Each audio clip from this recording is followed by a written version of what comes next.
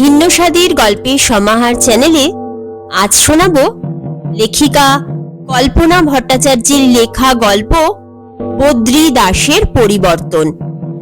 গল্প পাঠ ভালো লাগলে গল্পের শেষে একটা লাইক করে দেবেন, চ্যানেলটিকে সাবস্ক্রাইব করে আমার পাশে থাকবেন। তো চলুন শুরু করা যাক আজকের গল্প পাঠ। হরিদাস মিস্ত্রির ছেলে বদ্রী দাস বাবার মৃত্যুর পর অগাধ সম্পত্তির মালিক হলেন, কিন্তু জীবনে টাকা পয়সা ছাড়া আর কোনো কিছুকেই ভালোবাসতে শিখলেন না। পয়সা অন্তপ্রাণ বদ্রী দাস অযথা অর্থ ব্যয় করার পক্ষে নন। আড়ালে অনেকেই তাকে হারকেপন বলে বাপ কা বেটা সিপাই কা ঘোড়া। ওসব কথায় কান দিয়ে সময় নষ্ট করাকেও অপব্যয় বলে মনে করেন উনি। বদ্রী দাস কখনো হাসেন না, সর্বদাই মুখে একটা রাগ রাগ চিহ্ন এঁকে কপাল কুঁচকে ভ্রু বেঁকিয়ে পথ চলেন। তাকে ঠকিয়ে কেউ পয়সা নেবে এমন ব্যাপার স্বপ্নেও ভাবেন না তিনি। গয়লা দুধে জল মেশানোর আগেই ক্যান হাতে বদ্রী দাস খাটালে পৌঁছে যান। দুধ নিয়ে ছোট্ট থলে হাতে আসেন বাজারে। সকালের বাজারে বেশ ভিড়। বদ্রী দাস পটল, কপি, টমেটোর দিকে না তাকিয়ে 2 টাকায় দুটো আধ শুকনো কাঁচকলা কিনে থলেতে ঢোকালেন। মাছ বাজারেও অঢেল মাছ। কাতলা, ইলিশ, ভেটকি খেলে বদ্রী দাসের বুক ব্যথা করে, তাই গোটা 3 চারাপোনা কিনে বাড়ি ফিরলেন। বাজারের থলে উপুর করে চোখ কপালে তোলে বদ্রী দাসের গিন্নি। মাছ কাটতে বসে গীতার মা ভিড়মি খেয়ে বটি হাতে উল্টে পড়ে। তা পড়ুক, এসব তুচ্ছ ব্যাপারে মাথা ঘামাতে মোটেও ইচ্ছুক নন বদ্রী দাস। কিন্তু একদিন এক অঘটন ঘটল। বদ্রী দাস হঠাৎই পাল্টে গেলেন। অজানা কারণে ওর এমন উল্টে পাল্টে যাওয়া দেখে বদ্রী দাসের গিন্নি ভাবনায় পড়েন। আর পড়বে নাই বা কেন? যে লোকটা একদিন কুচো মাছ ছাড়া বাজারে কোনো মাছই খুঁজে পাননি, সেই কিনা এখন থলে ভর্তি পটল, কপির সঙ্গে কিনে আনছে ঝকঝকে ইলিশ কিংবা খলবলে পার্শে। এ ব্যাপারে বদ্রী দাসকে প্রশ্ন করলে সে ফিক ফিক করে হেসে গিন্নিকে বলেন, আরে খেয়ে নাও, 2 দিন বই তো নয়। মাছ কাটতে কাটতে গীতার মা নাকি সুরে বলে ওঠে, হয় গো বৌদি, সব হয়, তেনারা ভর করলে এমন পরিবর্তন হয় গো। গীতার মার কথা শুনে বদ্রী দাসের গিন্নিও পাল্টা নাকি সুরে খেকিয়ে ওঠেন, এই চুপ কর তো, তেনাকে কোথায় পাবি? ওরা তো কবেই এ পাড়া ছেড়ে চলে গিয়েছে।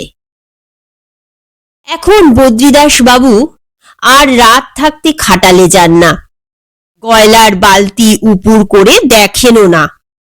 বেলা 9টা অবধি নাক ডাকিয়ে ঘুমান। পকেটের খুচরো পয়সা গোনেন না। বাসে ঝুলে ঝুলে যান। টিকিট না কেটে ঝুলতে ঝুলতেই একসময় গন্তব্যস্থলে নেমে যান। টিফিনে মুড়ির বদলে মোগলাই খান। কর্তার অমন পাল্টে যাওয়ার রহস্য ভেদ করতে বদ্রী দাসের গিন্নি তার ছোট ভাই শখের গোয়েন্দা ডঙ্কাকে বাড়িতে আনিয়েছেন। ডঙ্কা দিদিকে সান্ত্বনা দিয়ে বলেছে, দিদি, আমি তো শঙ্কা দূর করবই। তদন্তে নেমে ডঙ্কা জেরা করতে কারুকেই বাদ দিল না। জেরার জেরায় জেরবার করে ছেড়েছে। বাজারের দোকানদার থেকে শুরু করে খাটাল পর্যন্ত সে ঘুরে এসেছে। জামাইবাবু বদ্রী দাসের গতিবিধির ওপর নজর রেখে চলেছে সে। এসব দেখে বদ্রী দাস সেদিন ডঙ্কাকে ডেকে বললেন, করে নে, 2 দিন বই তো নয়। এ কথার সূত্র ধরেই ডঙ্কার তদন্ত এগিয়ে চলল দ্রুত। 10 দশেক আগের ঘটনা। প্রতিদিনের মতো প্রাত্যহিক নিয়মে সেদিনও বদ্রী দাস থলে হাতে বাজারে ঢুকলেন। পা দুখানা তখনও অসম্ভব জ্বালা করছিল। খাটালের এক ঝাঁক মশা তাকে মনের সুখে কামড়িয়েছে। আলু কিনতে গিয়ে বদ্রিদাস দেখলেন দোকান বন্ধ। পাশের দোকানদারকে জিজ্ঞেস করলেন, আজ সনাতনের দোকান বন্ধ কেন? তিরিক্ষে মেজাজে দোকানদার উত্তর দিল, কেন আবার, ও নেই তাই।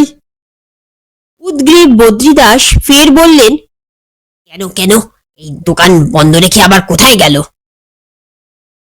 দোকানদার আঙুল তুলে বলল, ওপরে, মশার কামড়ে সনাতন ওপরে চলে গেছে। সনাতনের অকাল মৃত্যুতে বদ্রিদাসেরও মন ভারাক্রান্ত হয়ে গেল। সে ভাবতে লাগলো, যদি সনাতনের মতো একজন দশাশয়ী মানুষকে সামান্য একটা মশা কামড়ে মেরে ফেলতে পারে, তবে বেঁচে আর কি লাভ? তিনিও তো আজ বিস্তর মশার কামড় খেয়েছেন। তবে ফেরার পথে কথাও শুনলেন, আগামীকাল বাজার বন্ধ রেখে দোকানদাররা সনাতনের শোকসভা করবে। ম্লান মুখে বাড়ি ফিরে এলেন বদ্রিদাস। সারাটা দিন কিচ্ছুটি না খেয়ে বিছানায় শুয়ে রইলেন।